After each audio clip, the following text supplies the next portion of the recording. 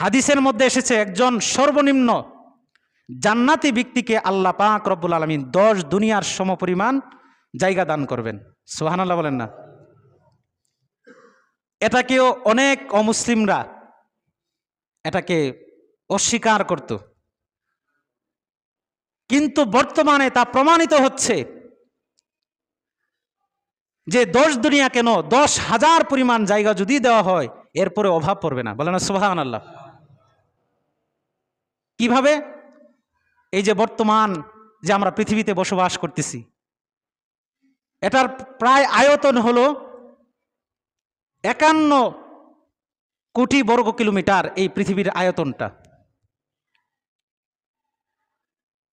এই যে এই বড় পৃথিবীটা, এই পৃথিবীটাকে যদি আপনি গুনে গুনে 13 লক্ষ পৃথিবীকে আপনি গণলেন, গুনার পর আমাদের যে আমরা সূর্য দেখি, এই সূর্যটার ভিতরে যদি আপনি ঢুকাইয়া দেন তাহলে ঢুকে যাবে। বলেন না সুবহানাল্লাহ? তাহলে বুঝতে পারলাম যে আমাদের পৃথিবী থেকে সূর্যটা প্রায় 13 লক্ষ গুণ বড়। অনেকে বলতে পারেন, হুজুর সূর্যটাতে দিকে একবারে ছোট, একদিক দিয়ে উঠে ওই দিক দিয়ে ডুবে যায়। আসলে মূলত এমন নয়। আমাদের থেকে দূরে আছে সূর্যটা প্রায় 15 কোটি কিলোমিটার দূরে, অনেক দূরে, এজন্য ছোট দেখা যায়।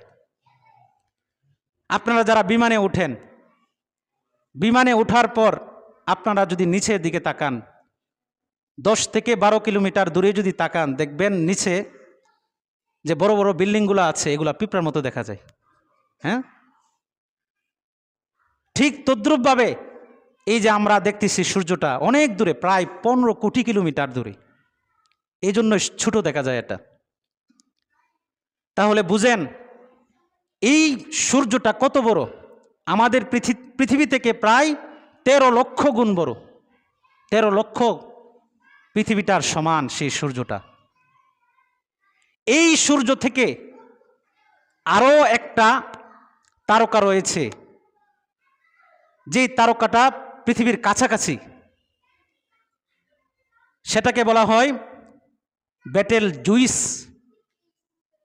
এই তারকাটা প্রায় সূর্য থেকে 33 কোটি গুণ বড়। বলে না সুবহানাল্লাহ? এত বড়। এই বেটেল জুইস তারকা ছাড়াও আরো অনেক তারকা রয়েছে। প্রক্সিমা সেন্টাই একটা তারকা রয়েছে, এটা পৃথিবীর একবারে কাছাকাছি।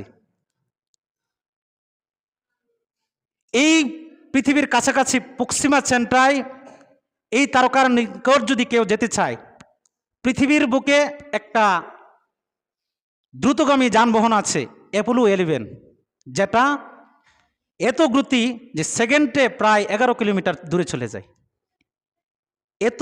এটার গতি,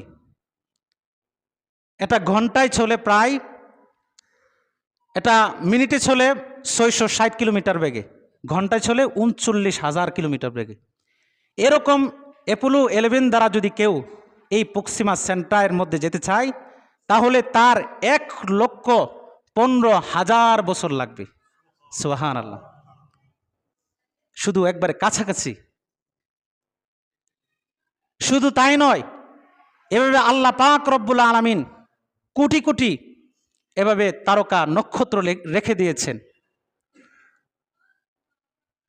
একটা তারকা রয়েছে স্কুটি, এই তারকাটা প্রায় 500,000 কোটি সূর্য এই স্কুটি তারকার মধ্যে ঢুকে যাবে। বলেন না সুবহানাল্লাহ? এত বড় স্কুটি তারকা নক্ষত্র, এভাবে হাজার হাজার লক্ষ লক্ষ 400 থেকে 500 বিলিয়ন তারকা নক্ষত্র নিয়ে একটা হলো ম্যাক্সি ওয়াই গ্যালাক্সি, যেটাকে বলা হয়। এরকম বিশাল আকারের বড় বড় এভাবে ম্যাক্সি ওয়াই গ্যালাক্সি, এগুলা এই মহাকাশের শূন্যে ভাসমান।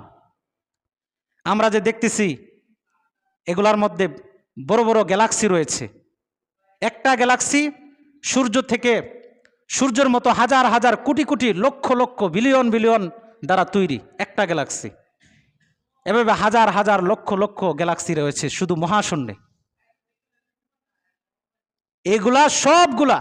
এগুলা মহা আকাশের নিচে সবগুলা। তাহলে দেখেন, প্রথম আসমানের নিচেই এত জায়গা। হাদিসের মধ্যে এসেছে যে সাহারার মরুভূমির মধ্যে যদি একটা আংটি হারায়া যায়, অথবা আংটিটা যেমন সাহারা মরুভূমির তুলনায় একটা আংটি যেমন, ঠিক তদ্রূপভাবে দ্বিতীয় আসমানের তুলনায় প্রথম আসমানটা তেমন। বলে না সুবহানাল্লাহ।